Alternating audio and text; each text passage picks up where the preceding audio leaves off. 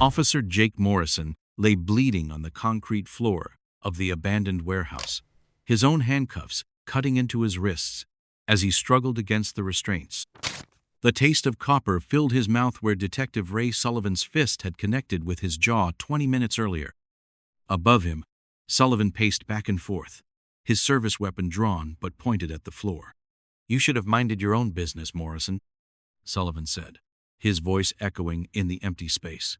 "Should have taken the hint when I transferred you to night patrol. Should have kept your mouth shut about what you saw."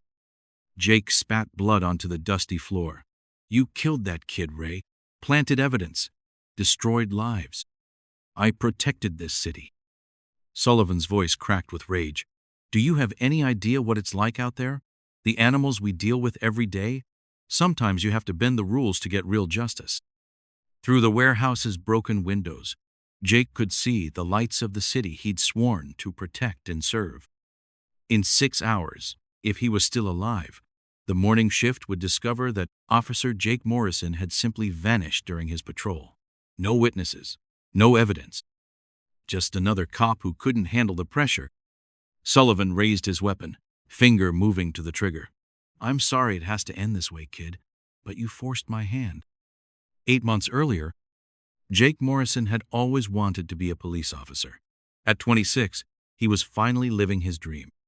Fresh out of the police academy with the highest test scores in his class, Jake had been assigned to the 15th Precinct under the supervision of Detective Ray Sullivan, a 20-year veteran with a reputation for getting results. "Welcome to the real world, rookie," Sullivan had said on Jake's first day. At 48, Sullivan was built like a linebacker who'd stayed in shape, broad shoulders, thick arms, and cold blue eyes that seemed to see everything. His record was impressive. Highest arrest rate in the precinct, multiple commendations, and the respect of both his peers and superiors. Those first few weeks, Jake shadowed Sullivan on patrol, absorbing everything he could about police work. Sullivan knew every street corner, every repeat offender, every informant in their district. "The brass downtown don't understand what we deal with out here," Sullivan explained one evening. "They see crime statistics on spreadsheets. We see human wreckage. Sometimes the system fails, and we have to make hard choices to protect innocent people." It wasn't until their 4th week together that Jake began to notice inconsistencies in Sullivan's methods.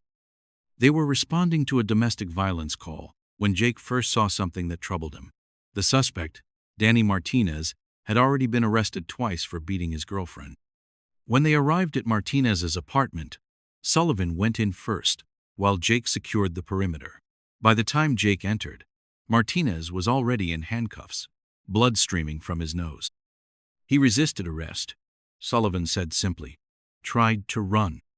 But Jake had been watching the fire escape through the rear window. No one had tried to flee, and the blood on Martinez's face looked fresh, too fresh for someone who'd been subdued during a chase. Over the next few weeks, Jake began paying closer attention to Sullivan's arrests. There were small details that didn't add up. Suspects who seemed unusually cooperative after being subdued, evidence that appeared conveniently placed, witness statements that aligned too perfectly with Sullivan's reports. The breaking point came 2 months into Jake's assignment, during what should have been a routine traffic stop. They'd pulled over a young black man named Terrell Washington for a broken taillight. Washington was polite and cooperative, a college student studying engineering with no criminal record. "Step out of the vehicle," Sullivan had ordered, his hand resting on his weapon despite the non-threatening nature of the stop. Jake watched as Sullivan began what appeared to be a routine pat-down. But then Sullivan's hand went to his own belt, and Jake saw him palm something, small, a plastic baggie, that definitely hadn't come from Washington's pockets. "Well, well," Sullivan said loudly, holding up the baggie of white powder. "What do we have here?" "That's not mine," Washington protested. "I don't do drugs." "You're under arrest for possession of cocaine," Sullivan announced. Jake felt his stomach drop. He'd watched Sullivan plant the evidence with his own eyes. "Ray, wait!" "Cuff him," Sullivan ordered. In that moment, Jake faced the first real moral crisis of his career. He could follow orders and participate in destroying an innocent man's life, Or he could speak up and potentially end his own career. "Terrell," he said to Washington, "you're free to go. Fix that taillight as soon as you can." Sullivan's face went white with rage. "What the hell do you think you're doing?" "There's no evidence of any crime here," Jake said firmly. For a moment, Jake thought Sullivan might draw his weapon. Instead, Sullivan forced a smile and nodded to Washington. "My partner's right. You have a good evening, son." The ride back to the precinct was conducted in complete silence. Jake knew that his life had just changed irrevocably. The retaliation began the very next day. Jake arrived at work to find his locker had been broken into, "Snitch," written across his nameplate in permanent marker. Captain Rodriguez called him into his office before shift began. "Morrison, I'm reassigning you to solo night patrol. Effective immediately," Rodriguez said. Detective Sullivan requested a new partner. Night patrol was essentially exile driving alone through the most dangerous neighborhoods from midnight to 8 a.m., with minimal backup and no chance for career advancement. The harassment escalated over the following weeks. Anonymous complaints were filed about his performance. His patrol car frequently developed mysterious mechanical problems, and other officers began avoiding him completely. The message was clear: cross the blue wall of silence, and you pay the price. But Jake refused to be driven out. He continued doing his job with professionalism and integrity, even as his career stagnated and his colleagues shunned him. That philosophy was tested 3 months later, when he witnessed something that made the planted evidence incident look minor by comparison. Jake was patrolling the warehouse district around 2 a.m. when he heard gunshots from an alley behind a closed grocery store. He radioed for backup and approached carefully. What he saw would haunt him for the rest of his life. Detective Ray Sullivan stood over the body of Marcus Thompson, a 17-year-old kid who'd been in and out of the juvenile system for petty theft. Thompson was unarmed, lying face down in a pool of blood, a gunshot wound in his back. Sullivan was placing a knife beside Thompson's body when he noticed Jake approaching. "Thank God you're here," Sullivan said, his voice shaking. "Kid came at me with that blade. I had no choice." Jake looked at the scene more carefully. Thompson was wearing a fast food restaurant uniform. He'd apparently been walking home from work. The knife beside his body looked clean, no blood or fingerprints.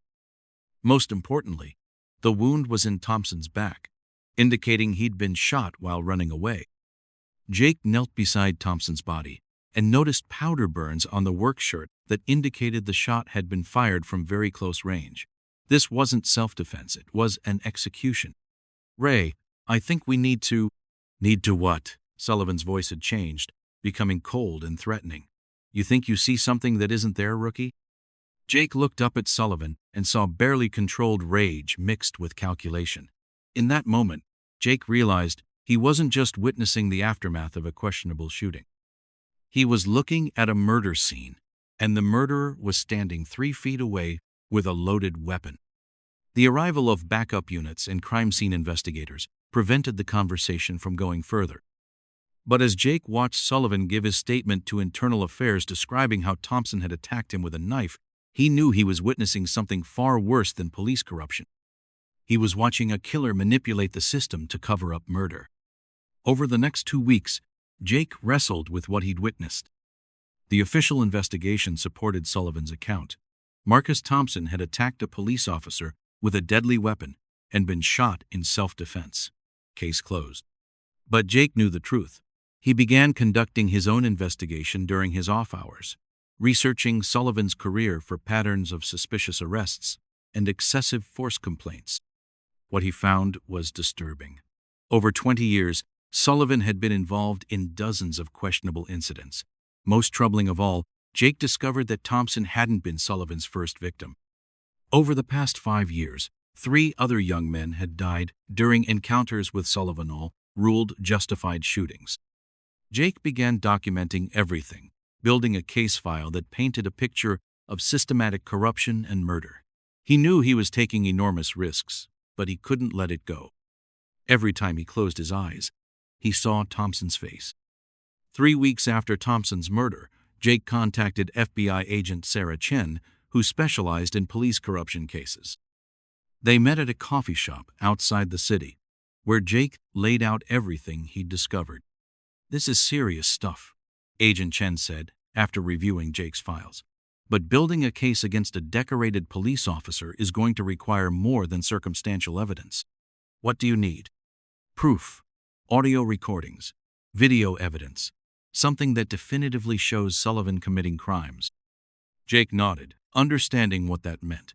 He would have to get close to Sullivan again, earn back his trust, and document his crimes from the inside. "I'll do it," he said.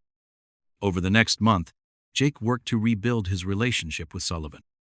He began making subtle comments about how the job had opened his eyes to the realities of police work, how sometimes rules had to be bent to achieve justice. Slowly, Sullivan began to warm up to him again. The older detective started inviting Jake for drinks after shift, sharing war stories and philosophical discussions. "You're starting to get it," Sullivan said one evening. "The academy fills your head with idealistic bullshit. But the truth is, we're soldiers in a war zone. And in war, you do whatever it takes to win." Jake recorded every conversation, using a small digital device hidden in his jacket. Gradually, Jake began accumulating evidence of Sullivan's corrupt activities. The breakthrough came when Sullivan invited Jake to participate in what he called proactive policing. "There's a dealer working the corner of 5th and Madison," Sullivan explained. "Name's Carlos Vega. He's been selling to kids. The courts keep letting him walk on technicalities. So, what do you want to do?" "We're going to solve the problem permanently." Jake felt his blood turn to ice.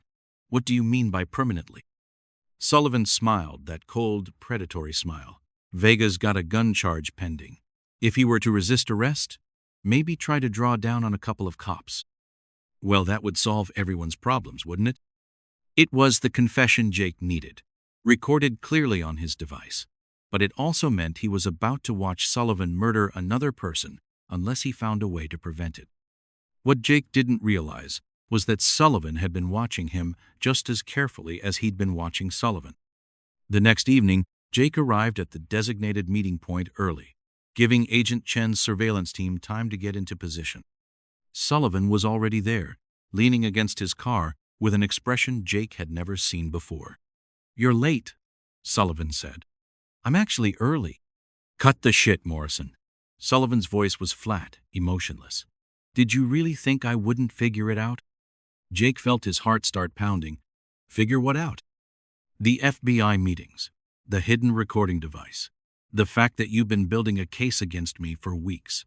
Sullivan stepped closer, his hand resting on his service weapon. "You want to know how I stayed ahead of internal affairs for 20 years? I made it my business to know everything about everyone I worked with."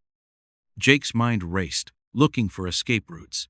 The surveillance team was positioned to observe the arrest of Carlos Vega, not to protect Jake from Sullivan. "I followed you to that coffee shop," Sullivan continued. "Watched you hand over files to Agent Chen. Did you really think the FBI could protect you from me?" Sullivan drew his weapon, keeping it low but pointed in Jake's direction. "We're going to take a little drive to somewhere more private, and you're going to tell me exactly what evidence you've given to the feds." Jake had no choice but to comply. As he started the engine, Sullivan got into the passenger seat, keeping his weapon trained on Jake's ribs. "Drive to the warehouse district. And Morrison, this is going to be your last ride." Present moment. The warehouse. And that's how Jake Morrison found himself handcuffed and bleeding on the floor of an abandoned warehouse, watching Detective Ray Sullivan pace back and forth like a caged animal. 20 years, Sullivan was saying. 20 years of keeping this city safe, of doing the job nobody else had the balls to do. And it's all going to end because some rookie couldn't mind his own business. Jake tested the handcuffs, but they were secure. "You killed innocent people, Ray." Marcus Thompson was walking home from work. "Thompson was dealing drugs to kids," Sullivan exploded. "He had 3 arrests for possession. The courts kept letting him walk, so I took care of the problem. He was 17 years old. He deserved a chance. Turn his life around?" Sullivan laughed bitterly. "Do you know how many second chances I've seen wasted? How many kids died because bleeding hearts like you thought dealers could be reformed?" Sullivan knelt down beside Jake, pressing the barrel of his gun against Jake's temple. "I've saved more lives than you'll ever know. Every piece of shit I put in the ground was one less predator on the streets." Jake heard something that made his heart jump, the distant sound of sirens. Agent Chen's surveillance team must have realized something was wrong. Sullivan heard it too. His expression hardened, and he raised his weapon. "Looks like our time is up," he said. "Any last words?"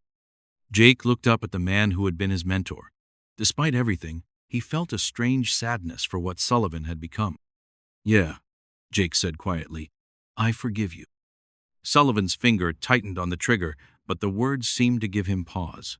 For just a moment, something human flickered in his eyes. Doubt, maybe, or regret. That moment of hesitation was all Jake needed.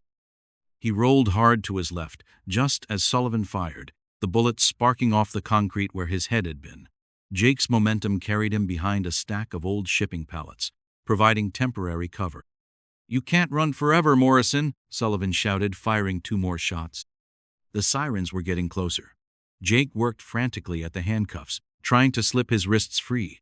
The metal cut into his skin, but he felt one hand starting to give. Sullivan appeared around the edge of the pallets, weapon raised.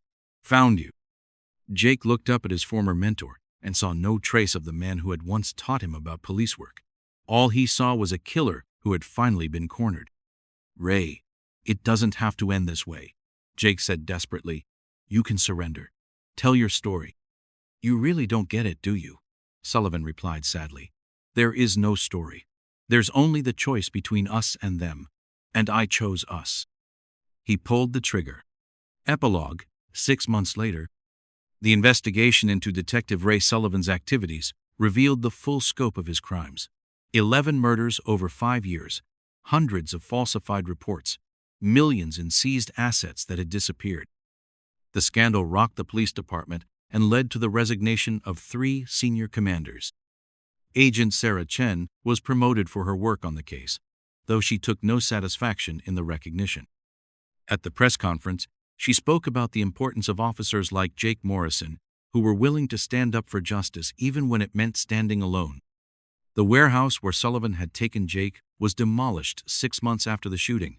A small park was built in its place, with a memorial bench dedicated to officers who died in service of truth and justice. Jake Morrison's name was engraved on that bench, along with the names of Sullivan's other victims. Because in the end, despite his courage and moral conviction, Jake hadn't survived that final confrontation. Sullivan's last shot had found its mark, and by the time backup arrived, both men were dead. Sullivan from a self-inflicted gunshot wound, and Jake from the bullet that had torn through his chest as he tried to escape. The only justice Jake Morrison received was posthumous: a medal for valor, a folded flag presented to his parents, and the knowledge that his sacrifice had finally brought down one of the most corrupt cops in the city's history. But for the families of Marcus Thompson and the other young men Sullivan had murdered, even that justice felt hollow. Their sons were still dead, killed by a system that was supposed to protect them. And somewhere in the city, other corrupt cops continued their work, protected by the same blue wall of silence that had shielded Sullivan for 20 years. Jake Morrison had died trying to change the system from within, but the system had ultimately claimed him just like it had claimed so many others who dared to challenge its darker impulses. In the end, the good cop was dead, and the bad cops learned to be more careful about who they trusted. Subscribe and like if you enjoyed the video.